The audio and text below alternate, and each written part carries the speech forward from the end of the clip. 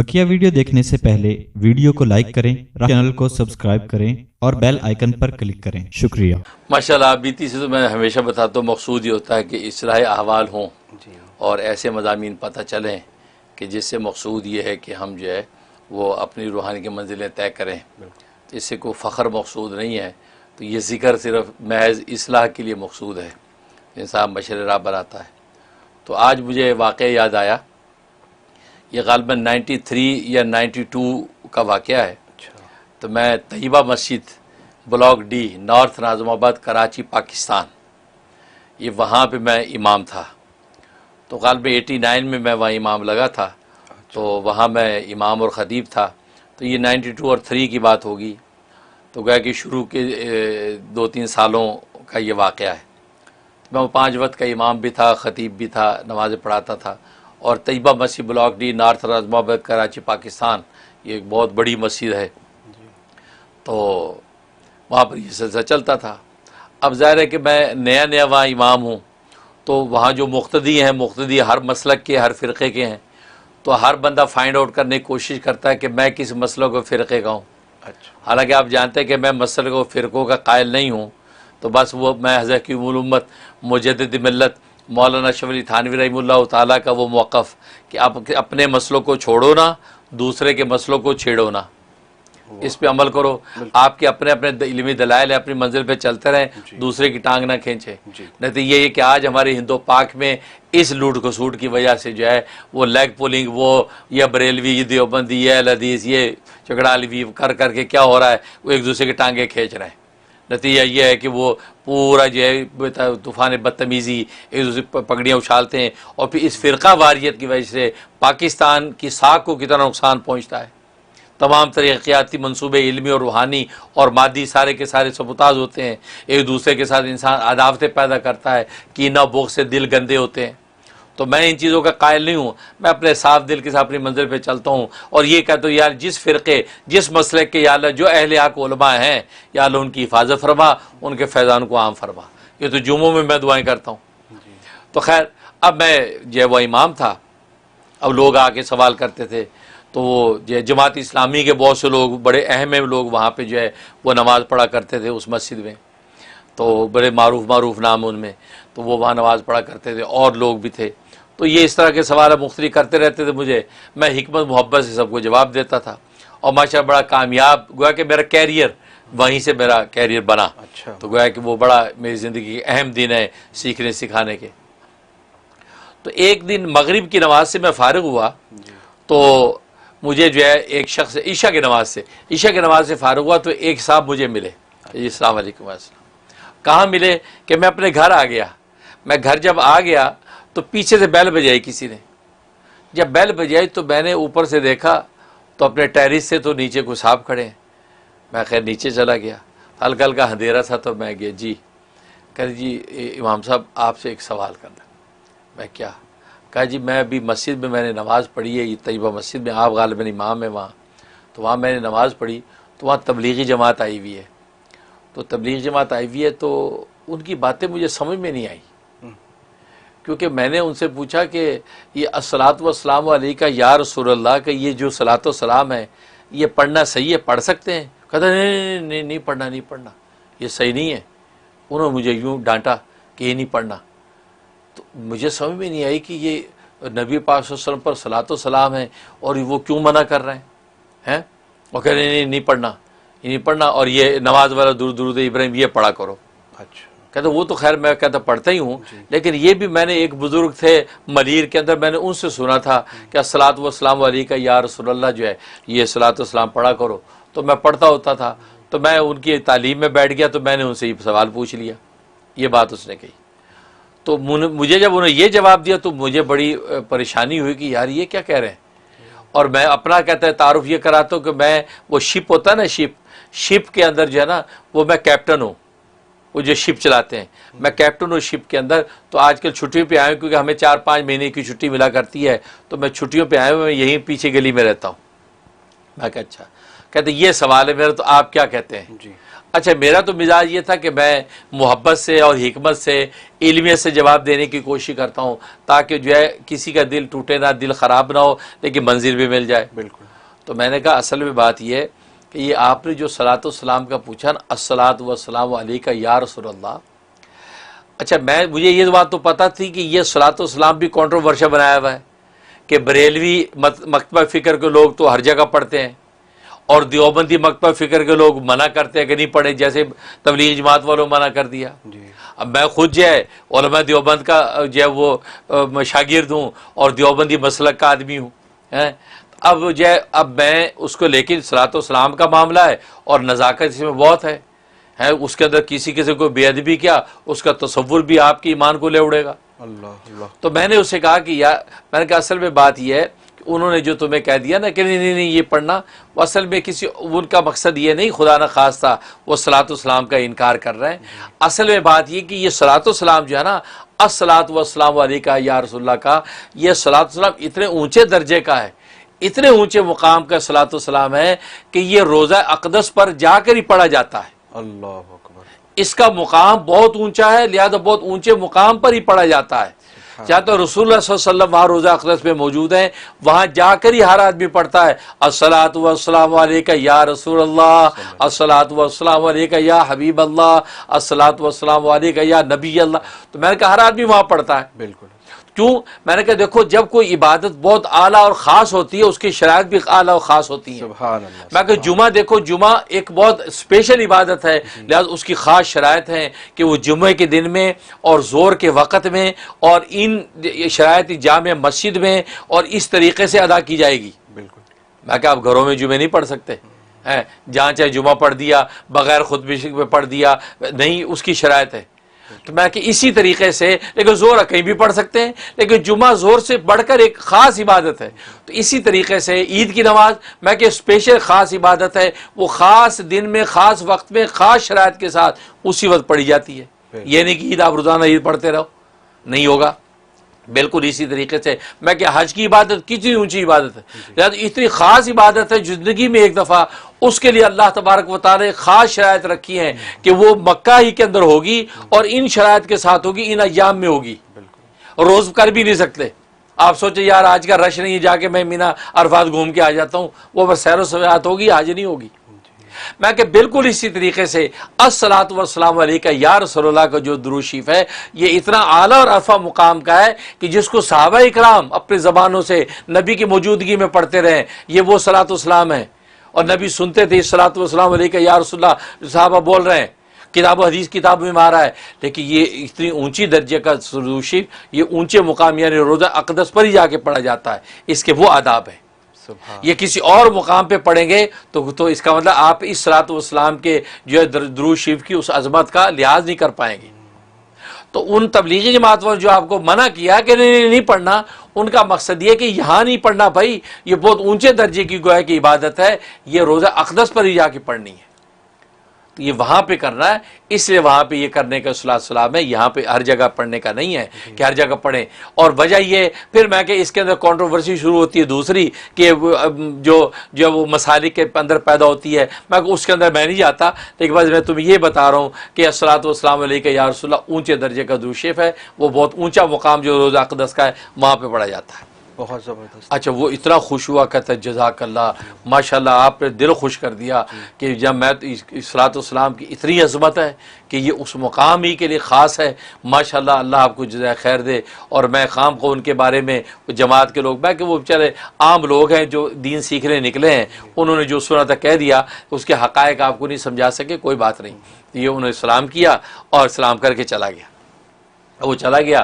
اب عشاء کے بعد کا مطلب میں پھر گھر آیا اور اس کے بعد میں لیٹ گیا. میں جب سو گیا تو رات کو رسول اللہ صلی اللہ علیہ وسلم کی زیارت ہو گئی.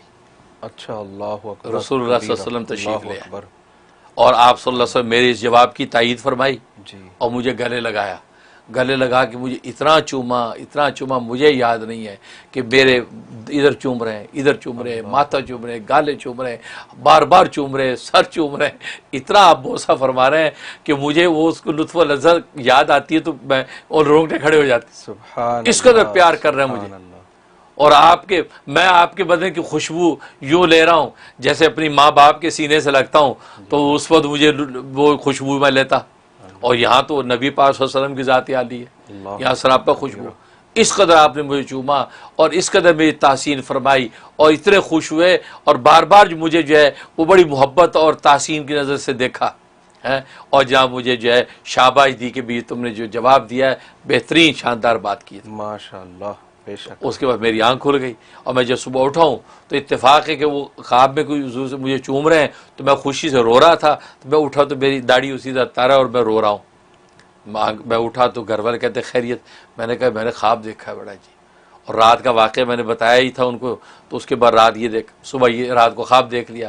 تو فجر پڑھ کے ہم فوراً جو ہے وہ دستگیر 14 نمبر فلاں مسجد، وہاں میرے والد نسبتی، میرے پیر و مرشد شہید اسلام حسن الاولیاء حضرت مولانا محمد یوسف لدھیانوی شہید قدس سرو وہ تھے. تو میں نے کہا میں ابا جی کو جا کے بتاتا ہوں. تو میں فوراً جب وہاں پہنچا، فجر کے بعد اسے ملاقات کی، تو وہ یہ سارا قصہ میں نے سنایا. میں نے کہا ابا جی میں نے یہ رات ایک بندہ ہے اس سے یہ سوال کیا تھا، اور میں نے یہ آگے سے یہ جواب دیا. تو رات کو رسول اللہ صلی اللہ علیہ وسلم تشریف لے آئے، مجھے سینے سے لگایا اور اتنا چوما. تو ابا جی اتنے خوش ہوئے، خوشی کے سے آپ کا چہرہ تمتما گیا. فرمانے لگے تم نے تو ایسا شاندار جواب دیا، ایسا شاندار تو امام رومی نہیں دے سکا. کہا کہ امام رومی نے بھی ایک اسی طرح کی ایک بات جواب دینے کی کوشش کی ہے، لیکن امام رومی سے زیادہ خوبصورت مثالیں تم نے پیش کی. بے شک. انہوں نے جو مثال پیش کی وہ مجھے بتائی والد صاحب ابائی شہید نے کہ امام رومی نے یہ مثال پیش کی، لیکن فرمایا کہ وہ بھی اس درجے کی مثال پیش نہیں کر سکا جیسے تو نے یہ مثالیں پیش کی. ماشاءاللہ. اور تو نے اس درود شریف کی عظمت کو جس طریقے سے کھولا ہے کا کمال کر دیا، اور رسول اللہ صلی اللہ علیہ وسلم کے حق قبول ہو گیا تمہارے جو.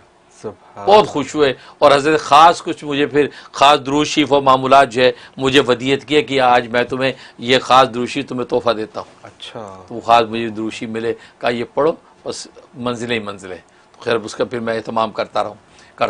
تو مطلب کہنے کا یہ میرا جو ہے زندگی کا ایک بہت بڑا اثاثہ. اور پھر تو رسول اللہ صلی اللہ علیہ وسلم کی توجہات پھر تو ماشاءاللہ سمجھو انگلی پکڑ کے چل رہے ہیں. اللہ. تو پھر تو الحمدللہ اللہ کی رحمت. لیکن میں ظاہر ہے اپنے اس طرح کے خواب رسول اللہ صلی اللہ علیہ وسلم کے حوالے سے بیان کرنے سے ہیزیٹیٹ کرتا ہوں، بیان نہیں کرتا. اور لوگ میرے بارے میں دیکھتے ہیں وہ میں سن لیتا ہوں، لیکن خود جو ہے میرا مزاج نہیں ہے کہ. لیکن یہ کہ آپ بیتی کے اندر ایک بڑا اہمیت کا حامل ایک مسئلہ تھا اور بہت اہم ٹاپک تھا. اچھا اس کے بعد کیا ہوا؟ دوسرے دن عصر کے وہ صاحب پھر آئے، کہنے لگے جی السلام علیکم، رات جب آپ نے مجھے جواب دیا تھا نا، اچھا رات بھی اسے مجھے کہا کہ حضرت لگتا آپ کے پیر کامل ہے. اسے مجھے یہ بات کی، لگتا آپ کے پیر کامل ہے، یہ پیر کامل کا فیض ہے. یہ کیا جواب دیا آپ نے، یہ پیر کامل کا فیض ہے، یہ کہہ کے چلا گیا تھا. تو اگلے دن عصر میں آیا، عصر کی نماز پڑھی، مصافحہ کیا کہ حضرت مجھے یقین ہو گیا کہ آپ کے پیر کامل ہیں، مجھے آپ اپنے پیر و مرشد کے پاس لے چلیں، مجھے ان سے بیعت ہونا ہے. اچھا. میں نے کہا اچھا. میں کہا چلو. میں نے تو تیار کیا، میں نے کہا آج مغرب پڑھ کے نا ہم چلتے ہیں. اب مغرب کی نماز میں نے طیبہ مسجد میں پڑھی اور ان صاحب کو میں لے کے چلا. میں دستگیر 14 نمبر ابا شہید کے پاس آ گیا. تو ابا جی مغرب پڑھا کے جو ہے گھر چلے گئے تھے. تو میں گھر پہنچ گیا. تو میں نے کہا ابا جی ایک صاحب ہیں تو وہ آئے ہیں تو آپ سے ملنا چاہتے ہیں اور وہ یہ بیعت ہونا چاہتے ہیں. اچھا مجھے پتا تھا ابا شہید جو ہے وہ داڑھی منڈوں کو بیعت نہیں کرتے، داڑھی والا ہو داڑھی منڈے کو بیعت نہیں کرتے، بلکہ نوجوانوں کو تو کہتے 4 مہینے پہلے تبلیغ میں لگا کے آؤ، 4 مہینے لگاؤ پھر بیعت کروں گا. اب لیکن اب اس سے درخواست کی، اب جو ہے وہ بیٹھک کھول دی، بیٹھک میں بٹھا دیا. تو ابا جی آ گئے تو وہ کیپٹن صاحب ملے، بیٹھ گئے. میں کہ ابا یہ صاحب ہے کہ یہ بیعت ہونا چاہتے ہیں. تو حضرت فرمایا کہ اچھا مزے کی بات، میں نے وہ جو واقعہ ابا جی سے شیئر کیا تھا میں نے صبح، میں یہ بتانا بھول گیا کہ یہ ابا جی وہی آدمی ہیں. اچھا. یہ وہی صاحب ہے. میں نے کہا بتاؤں گا تو، لیکن وہ ابا جی آ گئے، پھر ان کی ایک حیبت، پھر وہ مہمان بھی آ گئے، تو میں بتا نہیں پایا کہ ابا جی یہ صاحب تھے جو سوال کرنے آئے. میں کہا چلو میں بیعت ہو جائے پھر بتاتا ہوں. جی. تو ابا جی نے کہا جی بیعت. تو حضرت نے دیکھا اس کا چہرہ دیکھو تو کلین شیو. تو حضرت نے دیکھا چہرہ، دیکھا تو میری طرف دیکھا. تو میں نے کہا ابا جی یہ بیعت ہونے کے بڑے خواہش مند ہیں تو بیعت کر لیں، انشاءاللہ جو ہے یہ داڑھی رکھ لیں گے.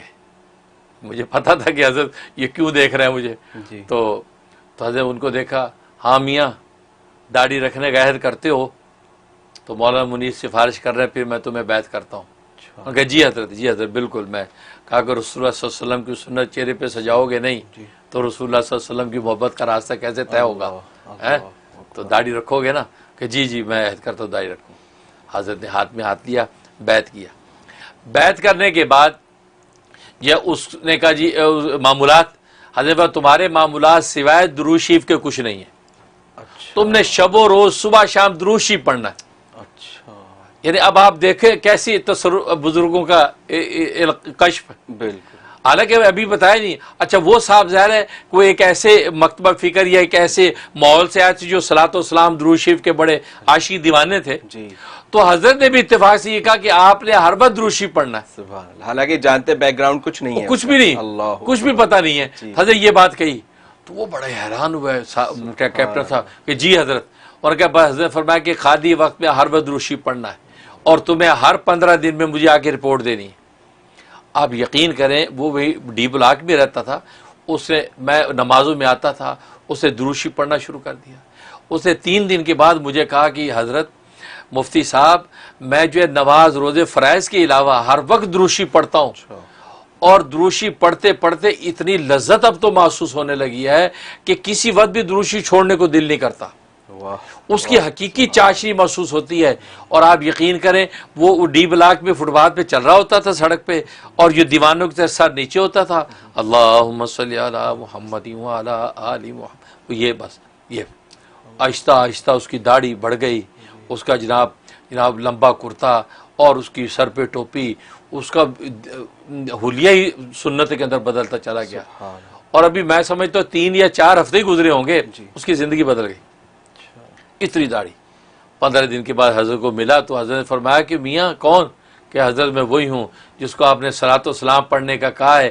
بس صلاۃ و سلام نے میری زندگی بدل دی. ہر وقت درود شریف پڑھتا ہوں اور میں کہاں سے کہاں پہنچ گیا. اور مجھے آ کے جب وہ بجی نے ان کو معمولات دیے تو باہر جب ہم نکلے گاڑی میں آ رہے تو کہنے لگے حضرت واقعی آپ کے پیر کامل ہیں، آپ کے پیر کامل ہیں اور رسول اللہ صلی اللہ علیہ وسلم کی کیا نظر کرم ان کے اوپر. کہتا ہم سمجھتے تھے کہ یہ آپ لوگ صلاۃ و سلام کا درس نہیں دیتے، یہاں تو ہے ہی صلاۃ و سلام سارا. یہاں آپ کے پیر و مرشد میں صلاۃ و سلام ہی دیا ہے. اور صلاۃ و سلام کی آپ نے جو عظمت بیان کی کہتا ہم نے کبھی سنی نہیں. اور آج ماشاءاللہ صلاۃ و سلام کہاں سے کہاں مجھے پہنچا رہا ہے. اور وہ ماشاءاللہ آج بھی ماشاءاللہ اسے پھر اپنے بچوں کے لیے مجھ سے دعائیں کرائیں. ان کے بچوں کو بھی اللہ نے سارے منزلیں طے کرا دی اور جناب آج زبردست زندگیاں گزار رہے ہیں. اور وہ فنا پھر رسول ہو گئے. تو کہنے کا مطلب یہ وہ واقعات زندگی میں آتے ہیں. تو یہ مجھے آپ بیتی کا واقعہ یاد آیا صلاۃ والسلام کے حوالے سے. ناظرین کی جو ہے میں نے گوشہ گزار کیا ہے. اللہ تعالیٰ اس کو قبول و منظور فرمائے. آمین ثم آمین. حضرت بہت لطف آیا اور حضرت ہم آپ کے ریئلی نیاز مند ہیں کہ آپ نے اتنی پرسنل ایکسپیرینس کی باتیں ہم سے شیئر کی. اور حضرت جیسے آپ کہتے ہیں کہ آپ کرنا نہیں چاہتے ہیں لیکن ہمارے بینیفٹ کے لیے آپ نے یہ شیئر کیا. حضرت ہم ریئلی آپ کے شکر گزار ہیں، نیاز مند ہیں کہ آپ نے اتنی خوبصورت باتیں بیان کی اور نبی کریم صلی اللہ علیہ وسلم کی محبت معزن ہو گئی اور زیادہ دلوں میں. اور درود شریف کا اثر نو شوق وہ آ گیا دل میں کہ وہی زیادہ سے زیادہ عبادت کی جائے. جزاک اللہ خیر.